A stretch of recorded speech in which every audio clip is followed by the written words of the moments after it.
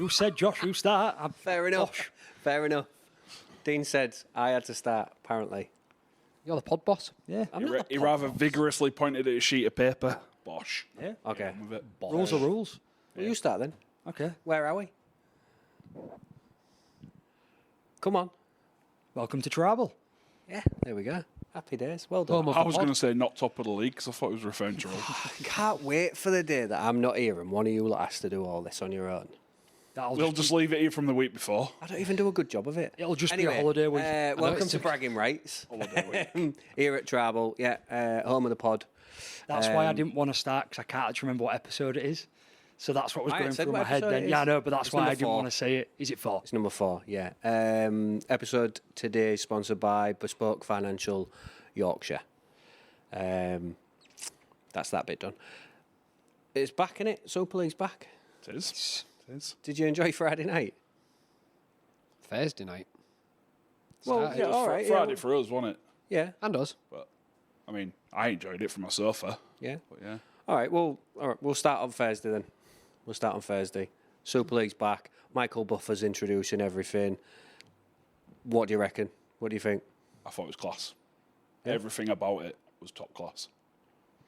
I was impressed. I mean, we'd already said last week that they'd sold over 20,000 tickets for the opening game, which is always great to see. So you've got a packed-out stadium, and then they've done something a little bit different. They've got Michael Buffer in now. Whether you care for him, whether you care for the things he's done in the past. He's the biggest announcer in the world, Well, isn't he? But there'll be some people that probably didn't know him. Yeah. They don't watch boxing, things like that. There'll be some people that maybe thought it was a bit of a gimmick, but he's trying something different, and I thought, it was a nice little addition. I was quite impressed. At the end of the day, if you don't know him personally or whatever he's done in previous sports or whatever, you know them 5 words. Yeah. At the end of the day, everybody knows them 5 words, regardless of whether they follow sport or not. So Not allowed to say them, though. Yeah, don't go say we can't afford to say them words. No, I did Google how much he gets paid to say them 5 words, and it's like 75 grand per time. We ain't got that. No. Not unless Dean starts. We've got 75 quid.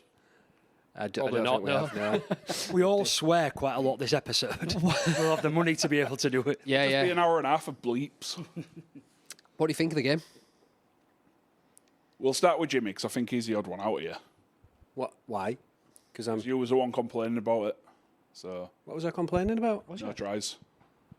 When did I complain about there being no tries? On Thursday night. What did I say? Something about the aim of rugby leagues to score tries. Just score an effing try already. Yeah, but what me complaining was it? That's you complaining. Whatever. No, I thoroughly enjoyed the game. I did Not too. enjoying the fact that my microphone wire is stuck on something, but I enjoyed it. I thought it was brilliant. I'm all in for defence. Do you think we watched a defensive masterclass from 2 teams?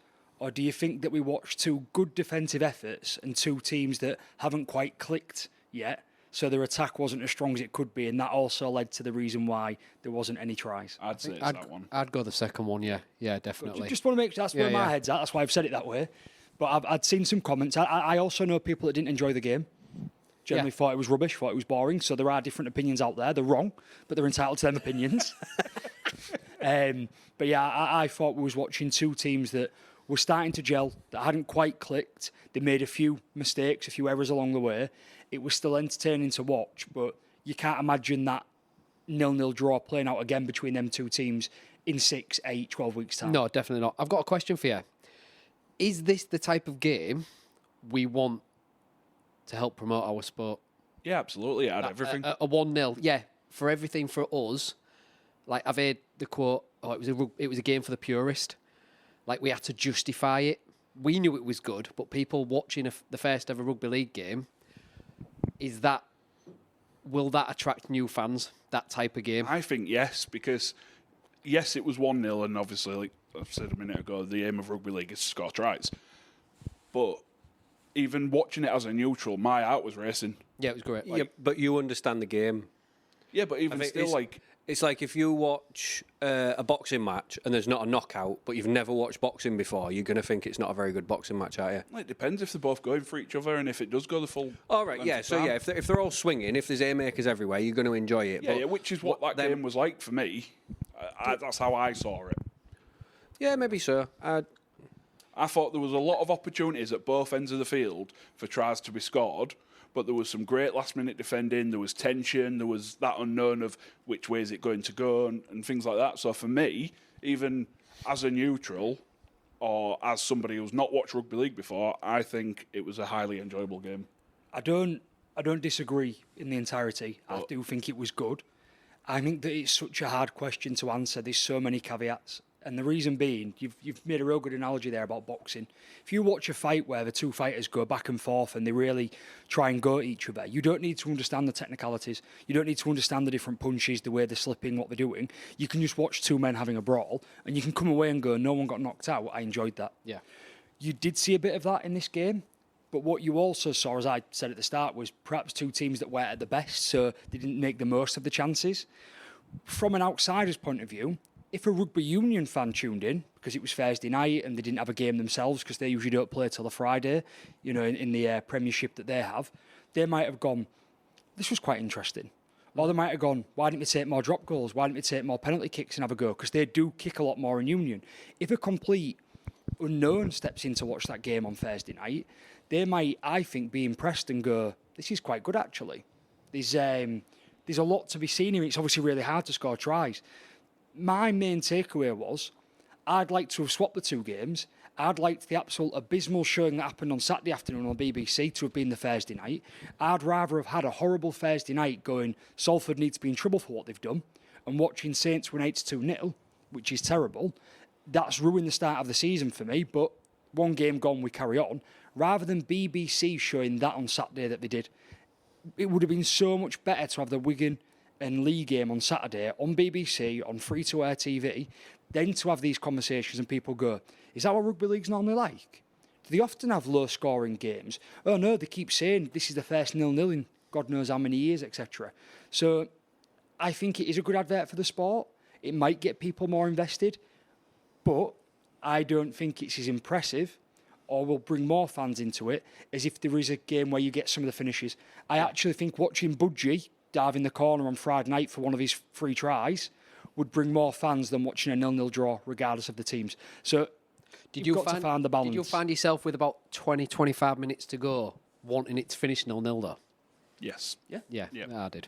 I mean, I wanted Wigan to lose, Yeah. obviously, because that's going to benefit, hopefully, us. I said, like, Well, you personally in the predictions league as well. You picked Leigh, didn't you? I did pick Leigh by 4, yeah. So I got a bonus point for that, but Josh turned him off, so... And it was technically a draw, so I'm going to go through and edit it so you don't get any points. Another thing too, I'm a big listener of TalkSport, biggest sports radio station in the country. Their biggest show is the 10 till 1 slot, weekdays. They opened after their introductions, like, how are you, how's everybody? They opened with, did anyone watch the rugby league last night? On Friday's show. And I just thought, oh yeah, that shows it's grabbed people. And it can only be a good thing. We just need to keep building on little things like this. So, yeah, it is definitely a case of, like you just said, building on what was built already. The foundations there have been laid for what could be a superb season of rugby league for me. It was, apart from one game, a great first weekend of the season. Very much so. There was close games, there was drop goal wins, there was upsets. There was everything this weekend. I'd said last week about the fact that we all get excited for the start of a season and the teams don't play as well as you expect and it takes a month to gel in. I actually have to eat my words a little bit on that one. There was some really good rugby. It wasn't the best quality I've ever seen. It wasn't Grand Final or Challenge Cup Final quality. But there was some really good rugby and there was some teams that came out throwing punches straight from the off. So I actually kind of need to walk it back a bit because it was a great opening weekend, barring one game. Which was the whole game, because they deserved to know. Well, speaking of, we go first, as far as I'm concerned. Both teams won, but we had a bigger winning margin, so I think that means that it's the only way to describe it. Normal service is resumed. Further up in the league on points difference, but which is always how it was, unless it was a win-loss sort of. Yeah. So on you go. And you could be top of the league, couldn't you, if Salford fielded players that had played rugby before. Question I've got: can we get excited after one win? Too right, we can. Too right. It's been a long time. And it's been a long time since we've won a game full stop so convincingly. I think it was, what did you say, 17 games? Our last away 17 win. losses on a bounce away from home. I mean, that has to be a better win than you had at any game last year. Oh, 100%. We can't didn't win a think of game. one that- The games we won, the 3 we won last year, wasn't convincing. The Wigan one was good. It was good, but it still wasn't convincing. We played a Wigan team that was well off. Yeah, And we hit a few straps that game, but we weren't convincing. Nothing was convincing. So, first away win since we beat Rovers in July 2023. Wowzers. It's our first win outside of Hull since we beat Wire at Magic on the 4th of June of 2023. That's some good stats, that. It's a long time between drinks, isn't it? I do like a good stat. One good stat that we have got, it's nothing to do with either of the old games, but did you know it's been over 7 hours since Wigan conceded a try? We'll break that on Friday, don't worry. Maybe. So I missed that. I was meant to say that earlier, but yeah. It isn't though, Whatever. because they did concede 2 last week to Sheffield Eagles. In the Super League. Oh, you didn't say that though, did you? I think the commentators on Whatever. Thursday said that and then corrected themselves straight away. Anyway, on Hull, And who was the last person to score against them in the Super League? Budgie, was it? Joe Burgess for Hull Kingston The- Rovers. I'm sure he had the 40-something. 53rd minute when we Yeah, okay. lost to them, unfortunately. Fortunately. I've got loads of stuff written down here for our game, and I'm struggling to kind of verbalise it. That's how impressed I was with the way that we just came out. First game of the season, especially after what was for me a little bit of an underwhelming friendly against Cass. You keep saying this, but it's a friendly. You're blowing the cobwebs off. You're just getting out on the park again. But that's what I mean. We only had the one opportunity to blow them cobwebs off, and it wasn't the most thrilling game. It wasn't the most dominant game. You know, it was a. Yeah, I'm again, on about the first half specifically when the first team players were out there. For us then to come out the blocks the way that we did against Catalan. Like I say, I'm not saying that Castleford was the worst friendly in the world, but for us to come out the blocks the way that we did against Catalan on their patch, yeah, I'm very, very shocked. impressive. We had to defend our line a few times quite early on, and we did that with, I wouldn't say relative ease. They didn't throw what the likes of a Wigan or a Warrington or you lot are going to throw at us, I don't think. Their attack wasn't clicking, but what they threw at us, we defended really well. Even when they did work the ball and just got the numbers, we always had that man, the scramble around the back, the Rapana or Caesar or Cust, whoever was having to defend as the third, fourth man in, coming back. They always defended round their centre and the wing end, just covered up what needed to be covered up. I've not seen us defend our line that well in a long, long time. I felt, even after the first 10 minutes, I feel quite confident here that they're not going to trouble us if we can carry on doing what I've seen. It was... I hadn't seen us defend our line that well since Lasty left, and it's telling that Lasty's now back. Maybe so, Because it wasn't just players defending, it was players showing real pride in what they were defending. It was defending smart as well. It wasn't just defending our own line. It was you're getting men into the tackle, you're holding them up. When they're going to the floor, you're working the floor, you're working off them. The last few years, it's just been tackle a man. Like we're scared to tackle them. Once we've tackled them, we don't know what to do. We run off, try defensive line, and the team's turning us, and they're getting a rolling down the pitch. We didn't allow that. And yeah, you might be right. It might be down to Andy Last. We all know what his comments was early on in pre-season about the black and white wall. Well, it was a black and gold wall on Black Friday, and- wasn't it? yeah. Like it was a wall. Like they got through once, and it was after a questionable green card for Aidan Caesar. Yeah. So It sounds like I didn't watch it and I haven't seen the highlights, but from what you've just described there, that sounds like you've done the basics. We always, as rugby league fans, we all know, we all talk about they've won that game because they've done the basics. You win rugby league games by doing the basics in right, defending well, and completing your sets. Them three things. and we did most of that perfectly on Friday night. And it's a good foundation to build from. We're not the finished article in defence. We're far from it in attack. We're one game into the new era, as we'll say. But what a start to that new era. I don't want to put potential words into your mouth because you might get onto this. I know you're talking more specifically around the way you defended and how you played there. But watching the highlights, seeing what's happened, what it stood out for me is in the first game of the season, you did what you didn't do for every game of last year, is that you stood up for each other and you played as a team. Yeah.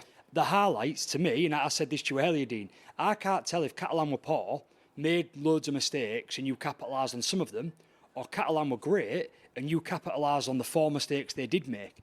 But the fact of the matter is, it doesn't matter. They made, I think 3 of your tries came from their mistakes. And you pounced on them, the men were there, you supported each other, you scored tries. They got 1 try which very nearly couldn't have been a try as well. Yeah. You could have had a much more convincing margin. And looking at that whole team, even from the highlights, it pains me a bit to say, but you actually looked like a team. You didn't look like a team once last year. We spoke about it time and time again, that players looked like they didn't want to be there. They wasn't playing for the person next to them. And all of a sudden, you can see in a 5-minute highlight reel on YouTube, this team might actually be standing up for each other. Everyone on that pitch wanted to play for the man next to him and play for that badge. And that's what we were crying out for last season. It was evident they was willing to do whatever they had to do to get them to take them 2 points home. And they did it. I think they had more possession, better possession, field position, should I say? Better. Yeah, more better. Yeah, sorry, better field position in the first half, and we was down in there 6 times. We come away with 3 tries. Can't ask for more than that, then, really, definitely can you? not. But on the attack, it wasn't fluent. It was clunky at times. It was enough to get the job done. But what I like to see is you've got Asiata as your first receiver. You don't know which way he's going to be. But then we've also got Caesar and Cust at both sides of the ruck.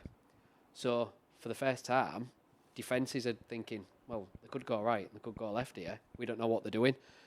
And it just frees up our attack. I think it was Cust's first try.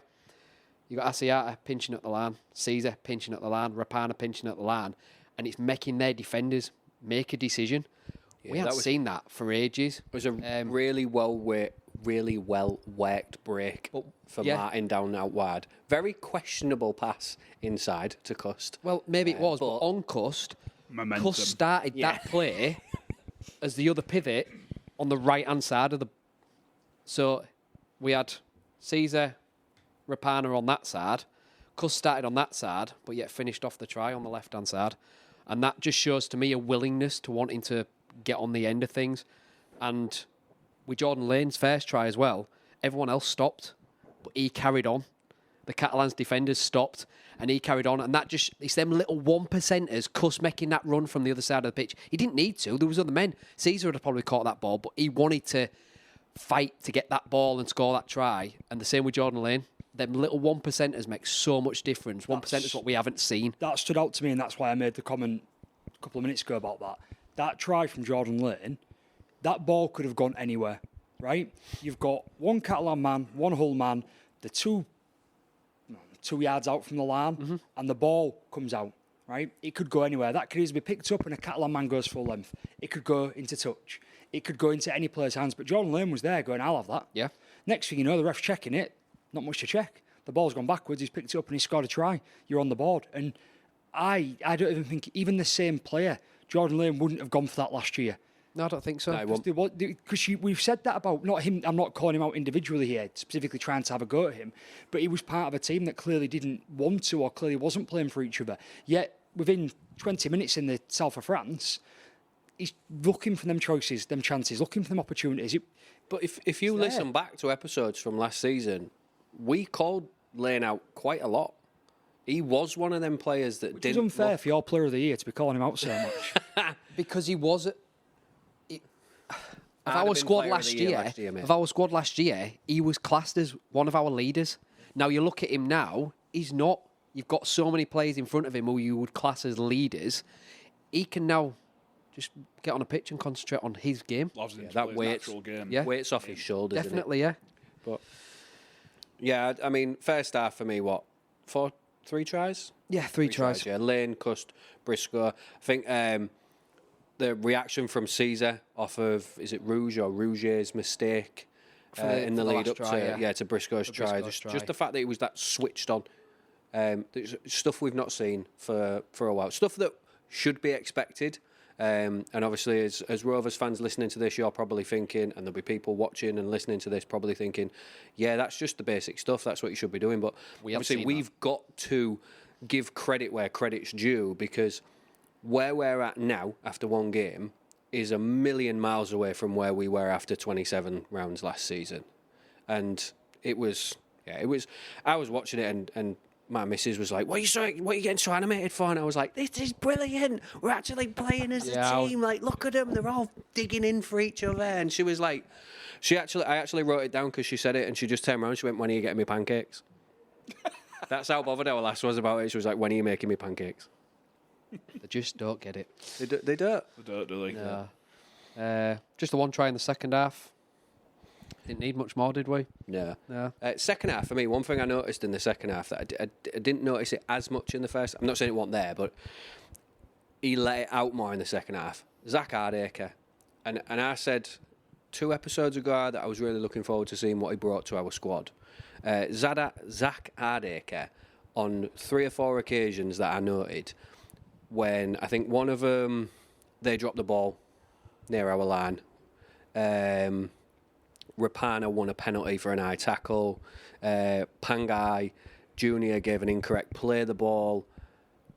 Hardacre was buzzing. He was cheering like any fan would after someone had scored a try, and he was rallying around the players. And I've not seen that from any player at all for not even just last season, like a couple of seasons leading up to it. So that shows to me that's what Hardacre's bringing, that enthusiasm, that will to win.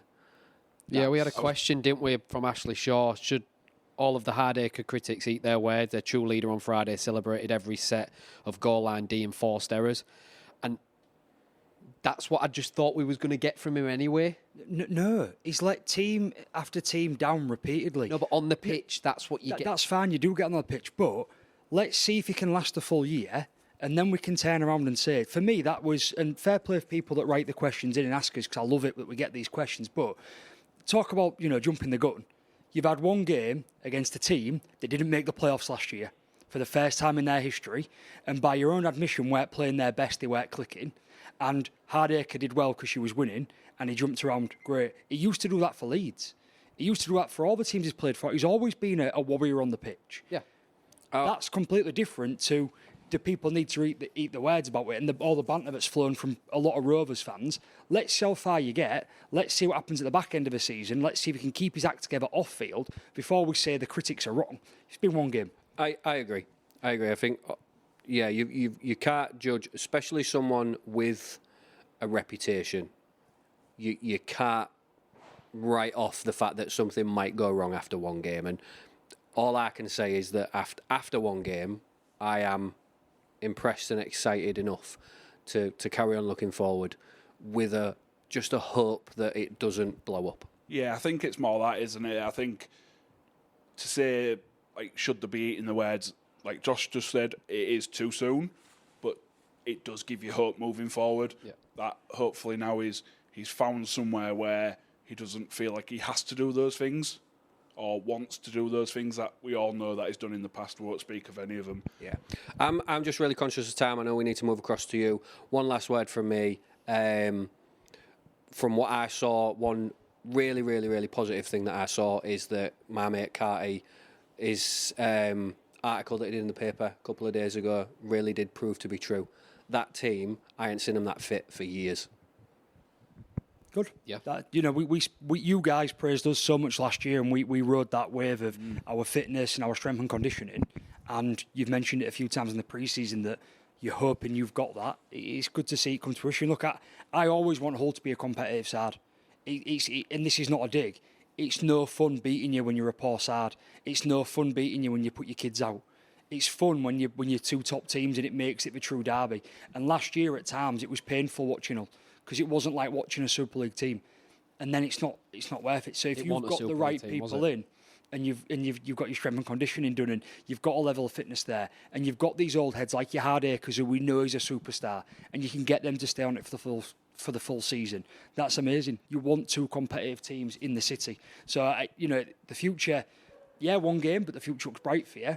And I think there's nothing more I can say on it. It's good.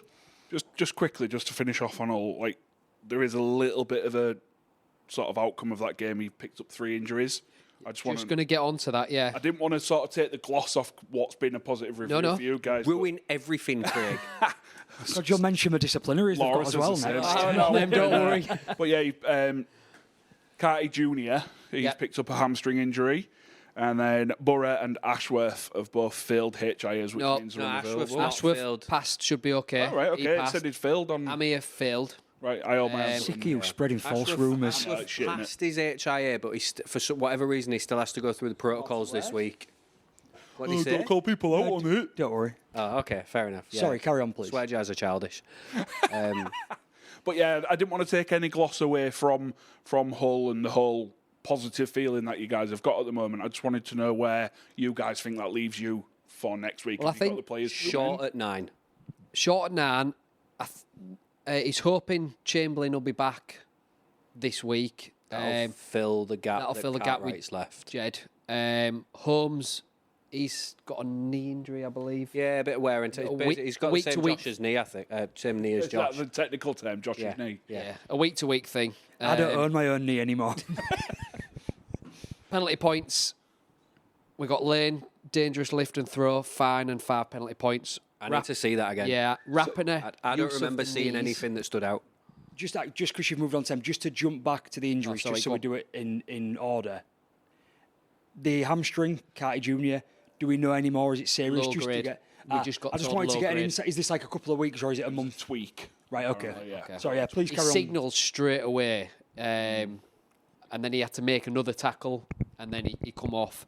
Back to the penalty points. Rapiner, use of knees, fine, and 3 penalty points. Amir, late contact on passer, 1 penalty point. Don't know the Lane one. I saw the Rapiner one. I think that's soft because I think he missed, and I don't know the Amir Burrow one either. I can't recall seeing that. So, 5 points. It must have been quite. Yeah, must be quite severe. Yeah. We also don't get. Kieran did to get his 5 penalty points on Thursday. Yeah. So, we're one round in, and the inconsistencies from the disciplinary board and from the RFL are astounding already. Yeah. George Lawler. We'll get to that. Yeah, no, we will. But went to go and smack someone in the face and didn't even get a point for it. Right? So that wasn't. Did he miss? No. We got a penalty for it. Right? Got a penalty for it, but it hasn't even gone for a 1 point, and yet you're already talking about ones that look soft. And then. But I don't know if Lane's was soft. Yeah, that's the thing. We don't know it. if it looks soft because I watched the full game and I can't remember. Like, if something's going to get you given 5 points, like Kieran taking someone's head off, you remember it. Not the Lane one, you just said the other one was soft. Oh, Rapiner. Yeah, so you I saw remember that. Rapiner, yeah. So there's already inconsistencies, is what I'm saying. fair enough. Still got a point for that one. Yeah. Before we move on quickly, I shared it in the group last week. Pablo Carrizo, recorded a new version of Old Faithful. Lifelong LFC fan. He's performing it on the pitch before the Wigan game. I love the new version. I love it. I think it's love great. it? Yeah, I Yeah. got tingles thinking about Chills. it. Little chills. It's fresh, it's new. It's the first version I've heard, new version I've heard since the Gospel Choir. It's the first version I've ever heard where he's done a bit of an American national anthem kind of thing to it, where he's changed it a little bit. Done his own thing. Yeah, he's proper put his own twist on it. Old Faithful. I just great, a local artist, a lifelong fan, just getting that connection back. Another good positive step from the club. Yeah, massively, yeah. Yeah, brilliant. Good. So, done. Yeah, go Is on, that let them talk about their struggles. I don't think we've had such a positive whole section since I've been doing this. Smile him saying that we struggled. Which we did. He's not wrong, but look how happy that makes him to say it. I mean, I heard you got torn apart by Texoy. Apart from his kick. 3 assists. Wait there. You can't comment on his 26. kicking when you specifically signed We'll get to that. to kick goals. And he didn't kick your goals. He had it on his notes last week. I think you've written it down, didn't you? Yeah, he did in Reece. capital letters. 'Cause he showed me, he pointed to it, was like, So we, just before you jump in and lead us in, Craig, so we beat Castleford, not Catalan. We beat Castleford by 1 point last week. That's right, isn't it? yeah. Did we beat them by 1 point last year? At their ground, yeah. Yeah, and then what did we do? Did we go to the grand final? We did, yeah. Did we have the Man of Steel in our squad? We did, yeah. Yeah. Or should we just throw the Looks toys out anything the but pram Man and- of Steel, Did you though. win any trophies? Friday, didn't he? He didn't what? He looks anything but Man of Steel on Friday. Completely disagree. So He kicked an amazing Chalk and 40-20. cheese, his performance. Yeah, he, did, no, he No, but wasn't. that's not Man of No, Steel, but- though, is it? No, it's not. But you can't say he didn't look anything but. All right, maybe he- too far he- of a comment, but He played didn't a look. better job than half the halfbacks in the league on Friday night. So He set up 2 tries. He was part of it. He kicked 40-20, made mistakes. But this is the problem when you're Man of Steel. You're always going to be compared to being the Man of Steel again. Two This is- defensive errors to cost 2 tries. That's fine, but Mikey is not the is reason it? that we won the game. Can't Because we blame won Mikey the for game. one of them. hold on then, right? He was so left outnumbered. So hold on. So I've got a screenshot of a tweet or an X, or I don't know what you call them nowadays because of that idiot. Post. And it's Wigan Warriors fans, so you know it's going to be a bit dubious. Magic Mikey, after playing like Tim Smith against the worst team in the league. I've not watched your game. I can't get it because it's Sky and you can't watch the full replay on Super League, whatever. So, how truthful is that? Like, were people just calling him Magic Mikey because he kicked the drop goal? Did he have a good game? Did he have a bad game? Like, what was it? Because I don't want to take I'm the looking Wigan at the fans' word stats. for I it. look at highlights and a couple of stats. Joint most missed tackles in your team, and he jumped the gun. He got stepped on the inside very easily, and he jumped the gun on another try. Prove me wrong. Like, I've just you are seen right. what I've seen highlights, and I'm looking at a couple of stats. I think the one way you're on about is jump the gun. I think he was left outnumbered there and he had to make a decision. He's made a decision. It's not come off. On another day, that comes off, he intercepts it or he big hits somebody. Okay. And it's the best thing in the world. But yeah, the other one, I do agree with you. But on Jimmy's point there about that Wigan Warriors fans, I think that's a little bit of sour grapes because Bevan French didn't get it for last season. And technically we're their biggest rivals now, so they're going to poke at us every time that they can. It's a bit insulting to get compared to Tim Smith. But yeah, that's Tim just, Smith's a right kick in the teeth. isn't he? that's just way. Let's not just look at it in isolation, though. We should have expected this, and I think I'm definitely a bit shocked about it. We spoke about it last week that we're not used to being in this position. We've opened on a Friday night against a team that has widely been pegged to be bottom of the table, and they absolutely did not play like a bottom of the table side. definitely not. They played better than Leeds did this weekend. They played better than Catalans, it appears, from what we've seen on the highlights and what you've said. They played a lot better than Huddersfield did, who gave Warrington. This team, when we'll get into that as we go through, They it played turned better up. than us. They did But not deserve to lose. Of course, all the they had Tex at attention's 7. all of the attention's going to be on, and you've got a young player there who did not play like a Man of Steel. He didn't. He probably was a 5 or a 6 out of 10, maybe even generous giving him a 6. He made mistakes. He tried too hard in patches, like a lot of the team did. So me saying He he's did. way off his Man of Steel standard, and you're saying he's a 5 or 6. I'm right then. But that isn't the term you used. What did I can't remember what I said. Exactly what I said. At the end of the day, Man of Steel is done over a full Yeah, season. my You're- point you're being classing is it on one we game. Didn't won- look like It's amazing to be a team that's won a game, regards to the circumstance, and all the attitude is almost as if we've lost. It's like they saw Mikey was rubbish, and it's only Castleford. 2 points, that's all that matters. I've got That's fair. I've got We a had- question we had- down. Did right. Cass surprise you, or did you have an off night, or was it a mixture of both? Or because looking at the result, Cass shocked the life out of me. 75 very, minutes in, very well Castleford had completed 30 out of 32 sets, right? This team that got embarrassed last week against Bradford, that I watched the game of, and I thought, God, these are bottom of the league. These are worse than Hull was last year, right? Genuinely thought they was that bad. They turned up, and whatever Maguire said to them, whatever he's done to them, him and Delaney, honestly, there wasn't world beaters. They're probably still not going to make the playoffs. But you talk about a team that played for each other. You talk about a team that stood up in defence. You talk about a team that went, we want to take a scalp from the last year's grand finalists. We want to turn up at Craven Park, which is known as a bit of a fortress, because we back ourselves. We've got a chance here. And they did. And they rattled us. You know, we obviously, part of us was we didn't play to our best, and part of it was that we definitely probably expected them to roll over. So he wasn't professional in that approach. But don't take anything from Castleford in regard to that. If you do ever watch the game back, you'll turn around and go, actually, this is a well-drilled team that are stuffing us out. We had chances that we would score against most teams. Big forwards, Sue, JWH, running at one man across the line and getting dragged down, holding the ball up, tackling us short of a line. There was a lot they did well. And I'm sure there'll be people that listen and watch this and be like, that's just Josh trying to defend that because he's a Rovers fan, and that's fine. But that would be wearing your own blinkered glasses. That isn't what happened. Castleford turned up to play and they gave us a hell of a game. And I think a few teams are going to be shocked by them if they play the way they played against us in the next in the rest of the season. There genuinely was a good side on Friday night. Yeah, completely agree. But yeah, that just back to that Wigan Warriors fans, whatever it's called, tweet. Yeah, it's just, I think that was just a jibe.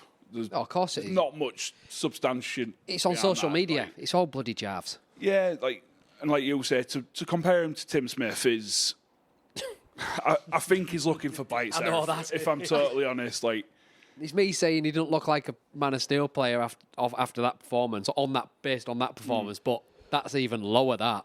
He did follow it up saying, KR nowhere near again this year, not even the best team in all. yeah, that guy is just a mob. I mean, based on the league table, I mean, he's right. No, he's also right with his team that didn't score a try on Thursday night. So we're going to nowhere near they were last year. Exactly. Agreed? Yeah. Not the best team in the borough. To say that we was nowhere near like last year is a bit. When we were semi-final of a Challenge Cup and a grand final, Well, I mean, one try away knows, from winning League Leaders Shield. Everyone knows after watching the rugby last weekend, it's going to be Saintsville in the grand final. I've got my hotel booked in Manchester. It's ours to win. Lose. Win or lose. Get that on record. But yeah, to move on to our game now, because that was only meant to be a quick caveat from Dean, but you know, as we do, we went off on a tangent. But yeah, I think one of the first things that I noticed, obviously I was at home recovering, shall we say. Oh, yes. We've been out drinking. Nope, I had surgery. Oh, bless. I've now got one ball instead of two. But yeah. So you got two balls between the two of you then? No, he's in his own. Carry on. Josh. Sorry. No comment. But yeah, the first thing I noticed, and you'll be able to back me up because you was there, Josh, was the crowd. It was flat. Considering what I'll put it in inverted commas just for the sake of it, achieved last season. Not on the field, but off it. But like, that should have followed on. That place should have been hellacious for an away team Was it to play. flat from the start, or No. was it just, did Castleford I thought it was. nullify? We was okay for, and this sounds like a little bit of I'm nitpicking, but we was loud for about 10 minutes. Yeah.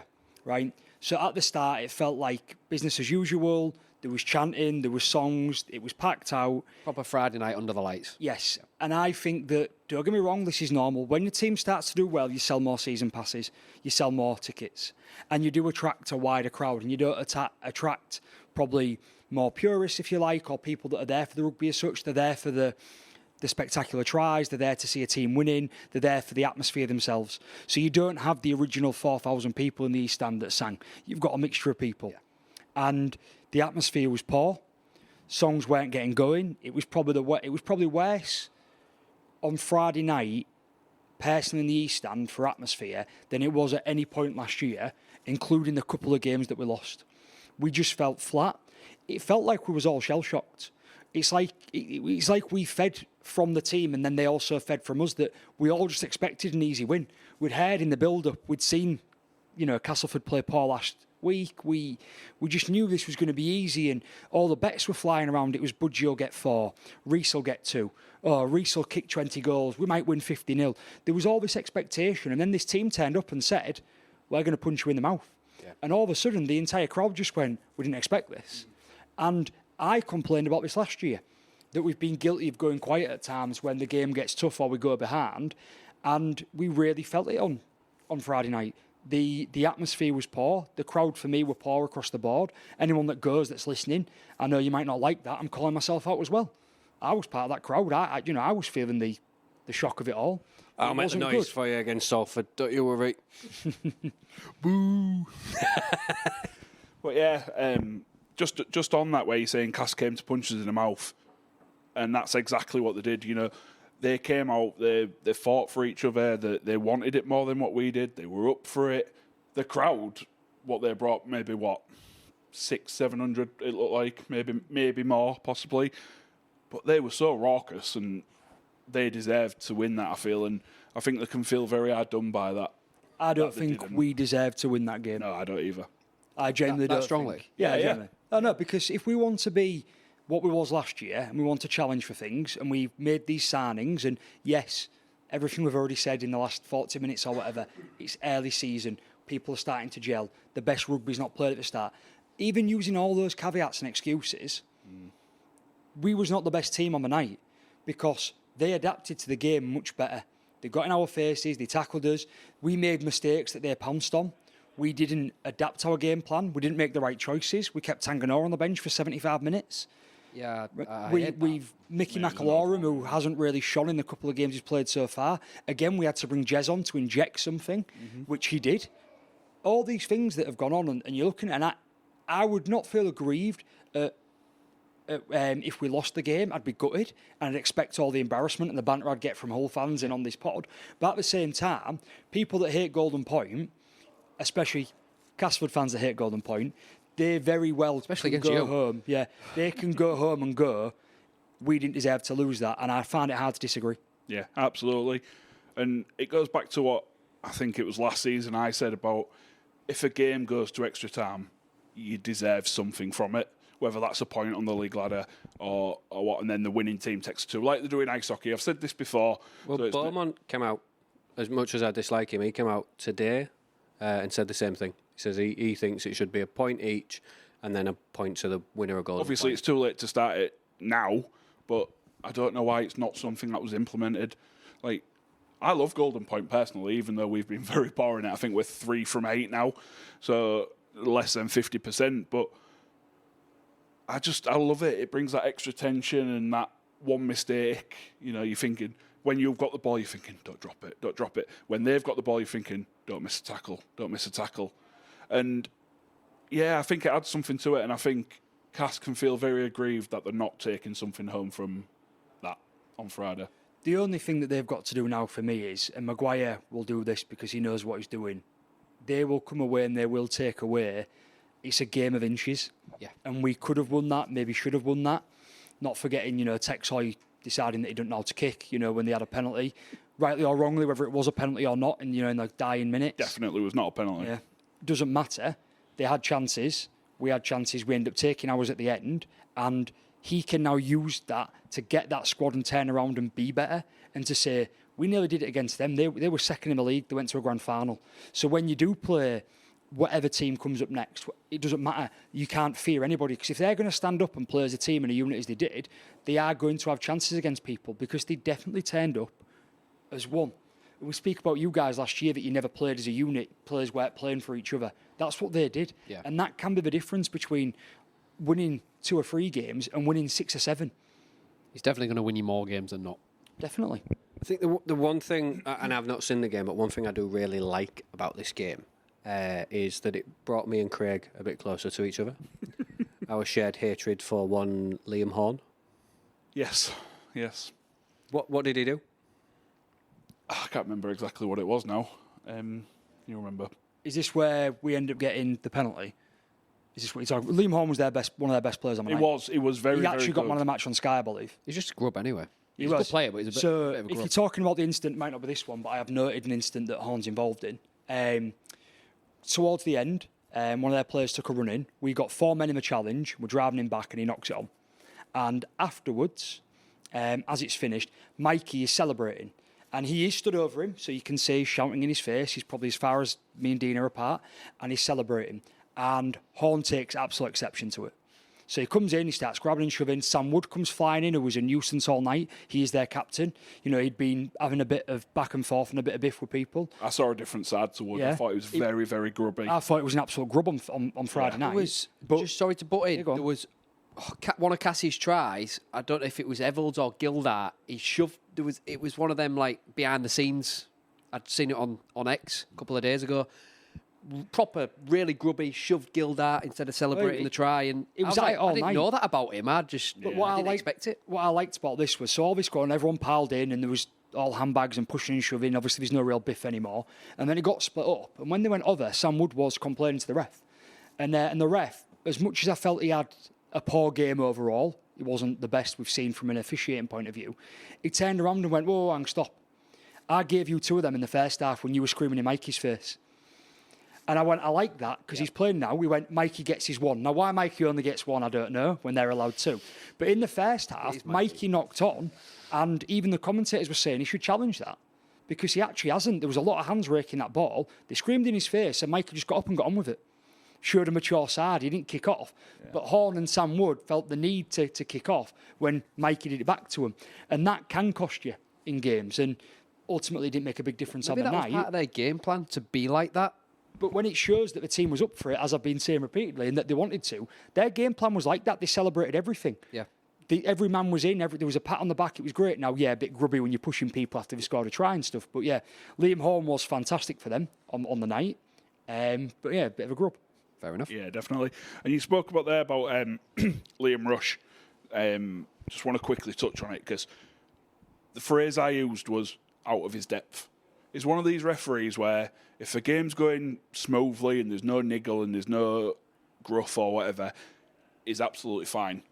When it comes to the pressure being turned up a little bit, he's so completely out of his depth. Can't stand up to the bigger boys. Pretty much, yeah. He can't assert himself. Yeah, pretty much exactly that. Like, Sam Wood was doing it quite well. I mean, obviously you mentioned to him about, he did say it to Sam Wood, but that was only one occasion where there was multiple occasions where he probably should have done. And a prime example is the Lawler swinging arm. Yeah, it all day long under the rules. Don't get me wrong, across the board this weekend, the games I've seen and the highlights I've seen, I felt that the officiating was one of the best we've seen for an opening round. There was a lot of games that were allowed to flow. The refs let a little bit go across, evenly across teams, so we actually especially for a first round. Yeah, usually we see new rules being put in a bit too strongly, over-implemented. Yeah, on all these. We didn't see that, but there were a few things that I think they show your inconsistency, and I think in our game specifically, Lawler's swinging that arm into someone's face is so obviously a yellow card or needs to go in and get points on the new system, yet we just got a penalty for it. And yet 78 minutes when the game's in the balance, for some reason Tanganoa's tickled someone and they've been given a chance to kick a game-winning 2 points. Now, luckily, as I say, Texoy can't kick for Toffee, so it doesn't matter. Proved that last week. Yeah. But these Same sort of position things, as well as kick. and it does get people aggrieved, and you think, where is that consistency? Where is the, as you say, stand up to the bigger boys? Where is that thing? And I think he's a bit too meek. I think he's learning. And I think he was possibly given this game because I think even the Rugby League officials expected that it would just be, you'll have to give a load of tries. There won't be too many big decisions to make, and that's what happened. But yeah, I thought he had a poor game overall, and hopefully he can learn and do better from it. Yeah, absolutely. I agree with that. Hopefully he'll take it as a learning curve and become better because of it. So, yeah. But yeah, just sort of speaking of our players, there wasn't really many stands out. Obviously, we've said we've played poor and things like that. Mikey was very chalk and cheese. He's done his 40-20, but then he had his hand in some Budgie's second try in the left-hand corner in the second half. That was a Mikey move, wasn't it? That sort of led to that. But the only couple that really stood out for me was Hiku and Lytton. Yep. You've spoke about Lytton, saying obviously he injected that bit of pace, same as he did against York. Now, is that maybe why McIlorum's starting and Lytton's coming off the bench? I understand why, but it becomes a pattern when Lytton's coming on to inject some pace and to try and turn a game around, and that's fine, but you don't sign someone of McIlorum's quality and the career he's had for him to just be a placeholder. So he needs to do more for me. And we shouldn't get to the point where you're getting mad and frustrated and thinking, well, actually, he's now getting brought into the niggle and it's not going our way. And actually, we don't need Litton yet, but we're going to bring him on early. You're right, Litton was one that stood out. I agree with Hiku. I've only written 3 players because there was some good performances, Sue drove well, Whitbread ran hard, their defence was good, so it didn't always stand out. For me, I put Hiku was good. He was probably our best player overall. He looks like a wild beat. His try was fantastic. Yeah, it was class. It was really good. I put that Budgie was okay. Anytime you score a hat-trick, right, it's hard not to end up in the team. He's ended up in the team of the week, but he dropped a certain try 95% before he scored his first one. He got caught out a couple of times.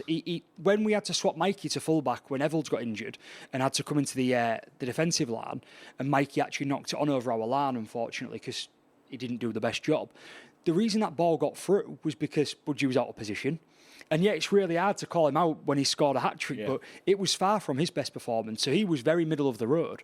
Yeah, that's what I had written down there. But the only other one I put, sorry to interrupt, Craig, is that just because I had Hickle good, Budgie okay. He's done it again. Yeah, he's done it again. Defensively, he was fantastic. He actually did save a couple of tries and stopped a couple of opportunities. But honestly, I got 70 minutes in, and I turned to the people around me and said, "Is Tyrone May playing?" To be fair, I said the same about Reece Martin. We said last year, if you need one player to really kick on and win something, it's another 6. I agree. So, he was just not there. And the only reason, and Reece Martin is here saying that he was poor, the only reason that I've given him a little bit of the benefit of the doubt and I've changed my mind to call him out so much today is that even the TV, having watched the game back earlier today for the 3rd time, doesn't do justice what the weather was like. This isn't the first time we've spoke about the swirling winds and the weather coming off the docks. It was bad. And a couple of the mistakes, like Mikey kicking out on the full and things like that, in the second half, you can't tell how tough it was. But if you watch it back, understanding when you stood there, you could see that the balls were getting held up. You could see how bad it was just by a goal kicker of Reece Martin's calibre. That first conversion attempt, it was going and then just went like that. I think so it wasn't that Tex can't kick then? Yeah, but Tex can't kick. No, just the wind didn't help. But to be clear on this, Tex on that last kick, he pulled that kick. Yeah. Right? Yeah, he had you the could wind tell. with him. He panicked and he pulled that kick. Yeah. One of Martin's, he struck that from the sideline as best as you'll see And it just a goal moved. kicker do it. And it was like watching a snake in pot on golf when you just do something crazy on the green. It's going. At the last minute, it goes, see you later. Yeah. It was wild. So I kind of gave him a little bit of a break that he didn't do that bad. Attacking wise, he was okay. His kicking that we've signed him for let us down a little bit. Overall, yes, it wasn't what we expected. He wasn't as much of a letdown as May was. No, I completely agree with that. And just on the weather thing, Tex Hoy's first kick, I'm sure it was the first kick out wide on our left, their right. It didn't even reach the 10. No. So I don't know, but it was kicking towards the docks. So was it the wind coming off that's held it up, or was it just genuinely The that Uber bad on the of a kick? ferries blew it back. It had already left by that point. In the interest of time, because we are Because you overran. really... Well, you're overrunning as well. Not as much as you did. Can I just point out before we do move on, there was a question from Callum, Delaney Masterclass. Question mark. Now, I hate this kid. is our most favourite listener. Are we reading too much into Cass been really good, Rovers been poorer than they have been, or because I've got down here, all Rovers tries were well wet moved, probably the most free-flowing tries we saw all weekend apart from Wakefield. And you had to defend against a defensive coach who knows your players inside out. He knew to attack Mikey, as he found a little weakness there. He knew to drop the ball on Hiku's head for their 3rd try. Do you read it out into it, or are you just like 2 points done next week? No, absolutely. It's no secret that performance is very, very Delaney-esque. He brought that into us over the last couple of seasons, and you actually saw in Castleford shades of the Rovers' defence of the past couple of seasons, I thought. The little things that you don't really notice, it's the things that Delaney brought to us. So I don't think it's any They're only going to get any better as the season goes along. Absolutely. Cats, I don't think it's a coincidence that Delaney's gone there and they've started to. Yeah, we'll scrap the Bradford game. We'll get rid of that. On that performance, that was a Delaney performance in defence. Yeah, I think it was a perfect storm for a lot of reasons. I don't think we was playing as good as we want to. Hopefully that's because we're starting slow and building, like a Wigan side that did it last year. Hopefully, that is one of the worst that we'll play, even though it wasn't that bad. But also they were well drilled. Delaney knew what he was doing. Maguire's no mug. We've had him working for us before in the past. It's one of these things that you can't really get a true vision about watching that game. And it would be interesting if you two did watch it back, because you would see so many of them examples of incredible defence that they put in. And that you'd think, well, actually, I've seen Rovers score them tries against a Warrington or a Wigan. I've seen Sue go through that middle and push over some of the biggest players in the league, and yet they've been cut down. And yet they've had to attack time and time again. And it's not panic stations or anything like that. Then I say again, we won the game, for God's sake, right? But I do think it's. He knew how to defend against your players. Yeah, he knew to tell his players now how to get the better of your players in attack. And they probably won't be that good next week. Well, maybe not. But you look at their completion rate again, like I said, 30 out of 32. Yeah, that does help, doesn't it? Yeah. I had two things I wanted to mention before we move on, just because, if that's okay, I don't want Yeah, crack on, yeah. I've pretty much done all my bits. God, it's insufferable. And you've mentioned this about people all before, but it's insufferable when people don't understand rugby and they just shout. So, it was for Budgie's hat-trick, right?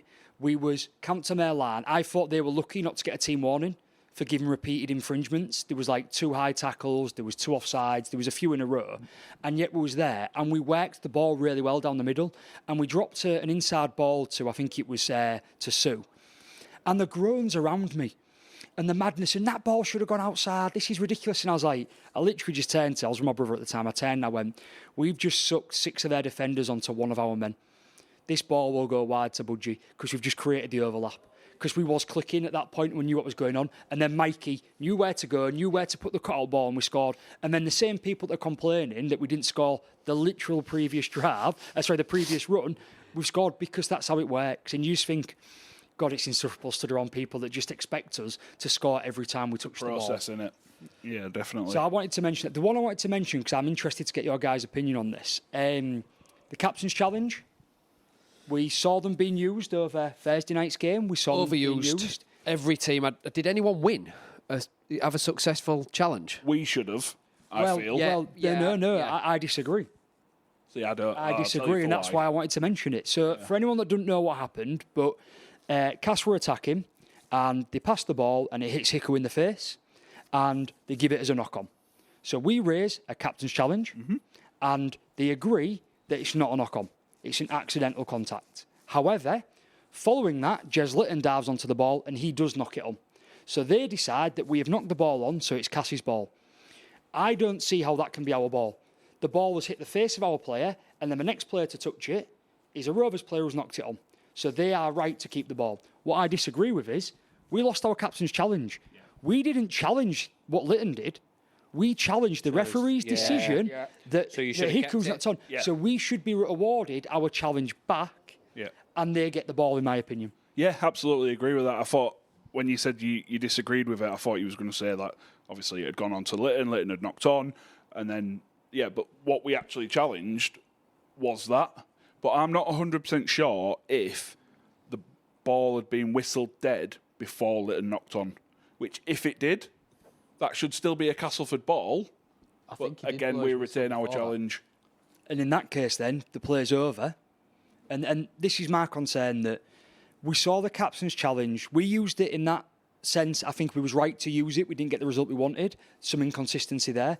They used it right towards the end of the game when it was in the balance. Just for the sake of it, More for the sake of it, but he did lose his feet, did the player. He didn't regain his feet playing the ball, so that's fine. In the Wigan game, though, however, when we first saw this used for the first time this year, just egos on display. Kieran, no, Farrell, I didn't do it. Farrell, I didn't have my hand in there. And then they go to the replay, and it's like watching a grown man steal candy from a baby. Yeah. Thank you. Yeah. And you just think, come on, like... It'll settle itself down. Don't make a mockery of it. Tweaks need to be made, like... Players need to be a bit more savvy about it. You'll find that as the season goes on, it'll be used more tactically, like it is down under. But players need to be... If they're going to be a serious challenge... you need to be more honest with your captain. Yeah. So Absolutely. My final thing then to ask Craig, because I just want to keep talking about Rovers loads and loads. If we go with the same attitude that we had on Friday night, I would worry that we could end up as a banana skin against Wakefield on Thursday night. Absolutely. Not because we're a poor team or we played poor, but because I think that if the attitude and the energy isn't there, combined with how good Wakefield looked on Saturday, then it doesn't make me nervous. But I still think that I want to see a really big turnaround and an attitude of we ain't well beaters. And if we want to go back to finals again this year, we need to do better than we did. Yeah, absolutely. Can't disagree with that. I think we didn't give Castleford the respect they deserve, and if we do it to Wakefield at home, Super League opener for them at home, I think we might well pay the price. But one final point then. So 2 points. This is it. I'm wrapping up. come on. Well, if you stop interrupting me, I'd have finished by now. Go on, chop chop. No, it doesn't matter. He's about to start the second half soon. Don't Go on. start. I'm done. Go on. No, go on, say your point. I'm done. He's All right. dummies. No. My dummy's firmly I'll in. do I'm it for just- you. So if we go back to the second minute, Right. No, we're moving on to a word from our sponsors. This week's sponsor is Bespoke Financial. These guys specialise in everything, really. Life cover, critical illness insurance, mortgages, mortgage protection, home insurance, landlord's insurance. I could keep going. Wills, commercial insurance. Yeah, really fantastic group of people. They really will put the effort into finding you the right solution. Yeah, their customer service is fantastic. They will sit there and listen to you as long as they need to listen to you to make sure that what they provide is exactly what you need. If you're ill and you've got your income protection, you're covered to the amount that you need, especially for you self-employed people out there. That's a big risk, I suppose. If you fall ill and you have to take time off work, you don't get paid unless you've got income protection insurance. So, yeah. Head to Bespoke Financial, yorkshire.co.uk. Follow them on Instagram, I think. Give them a ring, and they'll get you exactly what you need. And now, a roundup of the sport. Being shown at the home of the pod, Tribal, this weekend. We've got Thursday night Super League with Wakefield taking on Hull KR at 8. On Friday night, Hull FC take on Wigan, again at 8. Then on Saturday, there's Premier League doubleheader. We've got Everton taking on Man United at 12:30, followed by Aston Villa taking on Chelsea at 5:30. And finally, on Sunday, Newcastle host Nottingham Forest at 2. And then the weekend sport ends with Man City versus Liverpool at 4:30. Also on March the 4th, Tribal is hosting the Ultimate Quiz Night. So if you want to put your knowledge of the city to the test, entry is £5 per team with a maximum of 6 people per team. And lastly, a quick reminder to all pass holders for Hull FC and Hull KR that you are entitled to 15% off your food and drinks bill. You must show your season pass in-house and all of your food and drink must be on the same bill. What's next then? Right. What's next, Dean? What's next? We're going to skip on Listeners' Lounge because we're a bit short on time now. Couple of good questions from Mark and Ben, which we'll hopefully catch up on next week. So we apologise for not getting them answered today. Challenge Cup draws. We'll just touch on them. Buzzing. Yeah. Oldham at home. Hold them at home. Yeah. Yeah. And we've got Wigan away. I'm sure we'll dive into them a little bit closer to the time. There's a couple of mentions I just want to put out there. Talking of Oldham, first game back in the Championship yesterday. Saw that. 50 points to 4 against Against York. York. I Very, couldn't believe that. No, I couldn't very either. impressive. Very impressive result by the looks of it. Also, Widnes, part-time Widnes, going to full-time to lose on Saturday and winning 18-14. And then a club that we're hoping to get to once or twice this season, Gull Vikings winning their first professional home game in the 1895 Cup against North Wales Crusaders, 26-18. Former Hull FC fullback grabbing a Jamie Shaw. hat-trick of tries, Jamie Shaw. Yeah. Not bad at all. good results really, all around. It's good to see. I know Oldham specifically recruited really well, so they've come in to try and make a bang. They are here Yeah, I just to think lie Gil down. Dudson and like you can't argue. with it. Drinkwater, I think, is it? Yeah. Some good players, so good on them. And yeah, they won't be. I know we'll talk about the Challenge Cup in a few weeks' time before the next game, but they won't be a team that rolls over for us. No, definitely not. And obviously now you're well beaters after winning one game. You won't struggle at Wigan away, will you? No, Two grand final winners. walking Isn't it it? back. Well, wasn't it Oldham that dumped us out the cup a few years ago as well? Yeah. So we've got a bit of a hatchet to bury with that one, I think, haven't we? So, but overall, happy with that. It should be. It's a chance to be a step closer without it Should be being a foot in the quarterfinals. It should be. It should. I'm using that word loosely. Should. Well, it's a good time to get a few more points for anyone that's close to a ban and use them up nice and easily with the new system. If anyone's on 5 points, we'll get them to square at the referee and pick up one more point. Get 6 points, get a ban, they can rest them in the Challenge Cup and then come back for the league. Sounds like they've got it all planned out. That is worse than Tactics. sort of tactical captain's challenges. That's dreadful. But because of the way the system's laid A out, lot of teams will be doing it. It Yeah, can be yeah. abused. yeah, well, 100%. I'm reading this. Sorry. Predictions. 5 minutes. I know it's When have we ever done the predictions in 5 minutes? I don't know how long we've been going. I think we've been, just over an hour. So we do need to skip listeners' lounge, which we've said. So it is predictions. I'll give you a little, Craig's time to shine. do you want an update on where the league finished last week and then Craig will come in and lead us? Or have you got... Oh, we did? You've made me very angry because you turned the bonus points off. Don't be like this. oh well. All season he'll go on we don't about need it. a Now quick my run. dummy's over there. We'll run round in. Just a quick one about where we are. I think Craig's top out of us four. Yeah, no, all I was going to say is the league's going well. You know, there's 27 or so people in, which is great to see. Nod to Kenneth, who's top. Well done, Kenneth. And Genuinely, if you do watch, I don't know how this Kenneth guy, who apparently lives in Zimbabwe and is a Catalans fan, has found this. But if you do watch, just give us a shout on Twitter, because I'd love it if he wins. Unreal, isn't it, If in he wins, Zimbabwe. I also want to say, if you live in Zimbabwe and you win and you are a paying member and you get the opportunity to come on the pod, we are not paying travel. Dean might if Wet picks up. Yeah. he's seemingly Stop like... bringing me into this. He's seemingly like a genius because he did so well. But he's top of our league. And then little nod to our current loser, worst one at the minute, is Beth, who's the bottom of our league at the minute. Not a good week for her. So maybe not a nice shout out. But yeah, Beth is bottom. But from us... In her defence, she missed the Wigan game, I think. I think they only joined on the Friday. So between us, though, we can say that Craig is top and picking up a good 5 points, mainly because 6.5. he picked 5 points because he picked up a couple of extras from being so close on the very close Wigan and Lee game. Wigan and Lee. So you managed to and get, I also nailed the Warrington Huddersfield game. So some good points. Jimmy next on 3.5, so 3.5 for you.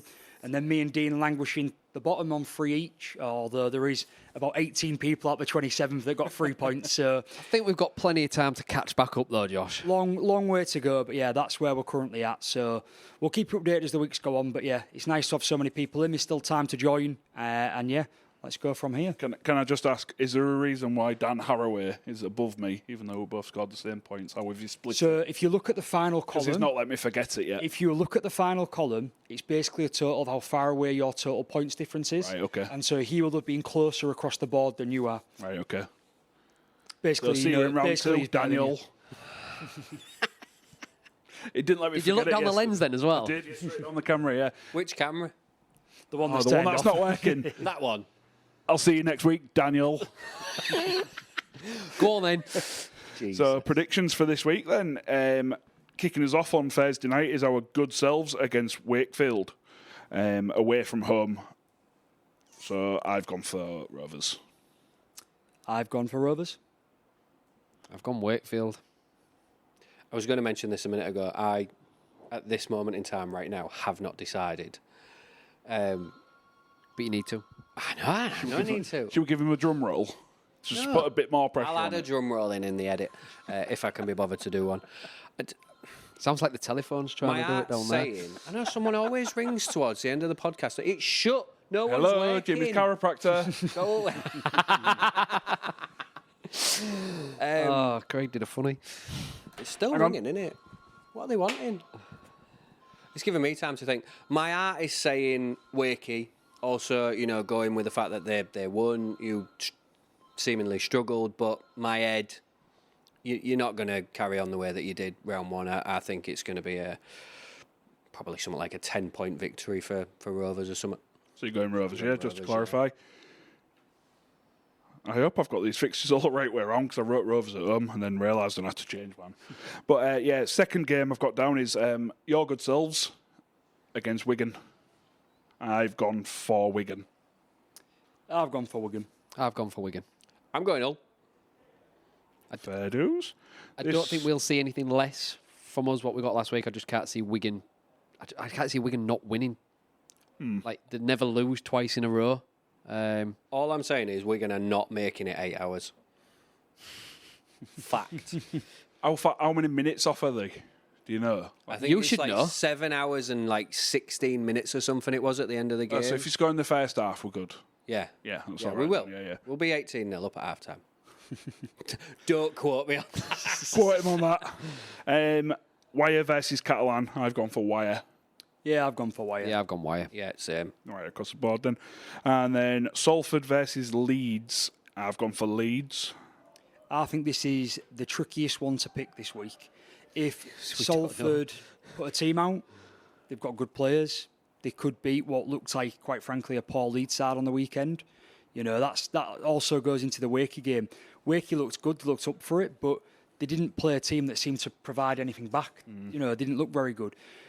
Right now, if Salford play the team they played this week, then you'd have to go Leeds. Yeah. If we find out tomorrow that Salford are going to have their usual squad back in, so I've gone for Leeds, but I'm honestly I think it's the hardest one to pick. I've gone Leeds at this moment. The Monday same evening, here, yeah. I've gone Leeds. But if Wakey can, if Salford can field the full strength team, Salford. But we have to pick now, so I've gone Leeds. Yep. I'm going on the fact that just before we started recording this is Monday. Salford still don't know if the salary cap's going to be lifted, so it's going to be a really late decision for him, I think. Based on that alone, the uncertainty around the squad at the minute, I'm going to go Leeds. Fair dues. And then Castleford versus Saints. Now, obviously, it was a bit of an easier game for Saints, so they're going to be more up for it. Then, obviously, Castleford have come off the back of a very good performance, but I've still gone for St Helens. I think there's just have too much for Cass. Yeah, I've gone for Saints. You can't read too much into their performance at the weekend, but it was a good run out for them. It was a good warm-up. Yeah. And I It was think, friendly, wasn't it? yeah, I think that they'll get the job done, but I don't think it'll be as easy as they maybe expect it to be. Yeah, Saints. Saints. I think the only thing that separates us is how many points. Yeah. What I do appreciate from Salford is, though, I picked Sailor as my pick for Man of Steel, and he quite scored easily got 3 points. 4 tries. Scored double the tries that he scored in his entire NRL career in one game for Saints. And finally, Lee versus Huddersfield.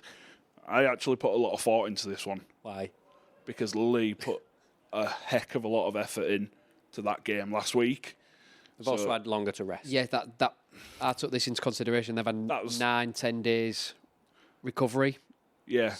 So Obviously, that's what's- not saying Huddersfield didn't put a lot of effort in against Warrington, which they absolutely did by the yeah. looks of things. Especially when you consider last season, the aggregate scoreline between them two was 160 points to 10 to Warrington. Wow, But I've gone for Lee. that's a stat. We like a stat. I've gone for Lee. Yeah, I don't think we take away from what Huddersfield did do this weekend, and they obviously turned up a lot more than people expected them to. But I still think Lee at home. Lee are probably going to take the edge on this one. Yeah, I think Lee. I think Salford have still got a few. Salford again. I've got Salford on the brain. Huddersfield have still got a few injury issues, and yeah, Lee. across the Again, board. The only split is points. Which will. So Fair enough. What games have we got differences on? So I've gone. Dean's gone for Wakefield. Wakefield. You've gone Hull. You've gone for Hull. And that's it. Fair enough. A wide variety of picks then. Yeah. Done. Yeah, if that's it. Yeah. What? Oh, no, I need to mention them before the end. Yeah. But what I haven't mentioned yet is that I really want to put across how committed Dean is to this podcast. People won't know this. I don't know if you two know this, but we've just spent the best part of 2 hours in Tribal whilst it's closed recording a podcast that no one watches. And it's Dean's birthday. Oh, yeah. Happy birthday, Dino. Thank Happy you. birthday, Dean. Happy birthday, Dean. I was going to bring you presents, but... He hasn't bought you one. Plural. yeah, you Look at got his little embarrassed face. 2 presents and a card. I hate this. Let alone everyone. Well, he says he hates it, but he sat in the centre, didn't he? Yeah. Make sure he picked his seat. Yeah. That's where the dinky is, so we had Put to. 2 fat ones on the end. One thing I want to mention, I wanted Don't hate Dean, it. I'm doing it. I wanted Dean to open this particular present on the podcast, but he opened it in advance. So Dean has been given a bungee jump Nice. from our eldest brother, Robert. Not like heights. So just to make sure that Dean can't cop out, we've now got all of our 3 listeners and watchers and that. They all know now. Yep. So we're going to get it on I camera. won't cop out. You would. I would. I absolutely would. We're gonna Denise get it on didn't raise video. no quitter. I We're gonna ain't get it on copping out. video. We're gonna, yeah, it's gonna be really good. I look forward to seeing that. And I probably will have to watch the Rovers game back 2 or 3 times this week because it's mine on Thursday. Quick question, actually, before we end. The Rovers game was on Sky, so you must have a proper Sky subscription then to record it and watch it back. Is that right? Because I'm just saying because I've got Super League Plus and I tap into Big Brother's Sky Sports and Sky Go, but I can't watch it back. Off camera, I can tell you exactly where you can watch it on YouTube. There is a person that uploads every game, Oh, okay, fair enough. and they're usually up straight afterwards as well, and you can watch them immediately. Yeah, I can watch them. Oh, great, cool. if Tell me when people- we're not recording. I was going to say maybe not. I have sent a conversation for this message one. to the Super League actually to see if we can start showing highlights. So Not So- got back to hopefully you they yet. will watch. And so it's your birthday on Thursday, so It you'll is, be watching yeah. back. I'm flying at the time of the Rovers game on Thursday, so I'm going to miss it as well. Where you so going? yeah, Where are you going? can't tell you. Why not? Confidential. It's no secret. Are you on the next pod? Yeah, Yeah. Oh, so you. It's See a if, short. see if Is Turkey it a or business Thailand trip? then. you'll see when you see my new teeth. No, I'm not. I'm not going far. But yeah, I'm going to miss the game live because I should be in the air at literally 8 p.m. So yeah, I'll be watching it back. Do what Jimmy did. Pay for the Wi-Fi. If you'll get it. It was British Airways. On It his was on the awful. airline, I'm guessing he's flying on. There'll be no Wi-Fi. He'll be lucky if it lands where it lands. Well, Where it's meant to, sorry. I don't charter the plane. My assistant does it for me. Oh, So I don't know what'll be on the I plane. can't believe you're calling Evie your assistant. Anyway, on that note, I think we're done. Yeah. Yeah? Yeah. Cool. See you bye. See you, bye. See you. Bye. See you, bye.